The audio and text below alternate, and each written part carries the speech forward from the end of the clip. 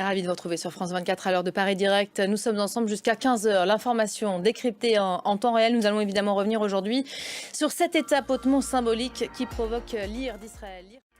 L'Espagne, l'Irlande et la Norvège concrétisent donc aujourd'hui leurs promesses. Ces trois pays européens officialisent leur désir de reconnaître l'État de Palestine en tant qu'État. Après 7 mois et demi d'une guerre au Proche-Orient, ils avaient annoncé la semaine dernière cette étape symbolique, depuis vivement condamnée par Israël. Le point en image tout de suite avec Nicolas Chamontin. Et on va aller plus loin tout de suite avec Bilal Tarabeb. Bonjour Bilal. Bonjour Elisabeth. 3 pays d'Europe qui Oui. franchissent donc ce cap. Ça fait beaucoup plus d'autres États qui n'y arrivent pas. Pourquoi cette difficulté? Pourquoi cette hésitation aujourd'hui?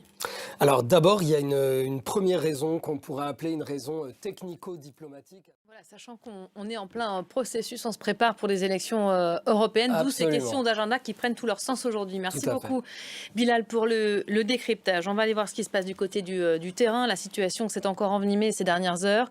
Une frappe israélienne hier sur un camp de déplacés à Rafah suscite toujours de vives critiques et une vague de condamnation. Et en Espagne, hier, Volodymyr Zelensky évolue désormais à Bruxelles. Nouvelle étape de quelques heures dans le cadre de sa tournée européenne. Il a été reçu ce matin par le Premier ministre belge, le président ukrainien, qui signait tout à l'heure un accord bilatéral de sécurité.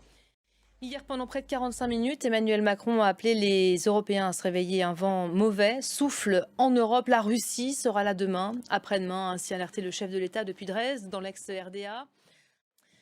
Venons-en à la situation en Nouvelle-Calédonie. Elle poursuit son retour progressif à la normale après près de 2 semaines d'une crise aiguë marquée par la mort de 7 personnes. Et voilà pour l'essentiel de l'actualité en cette mi-journée.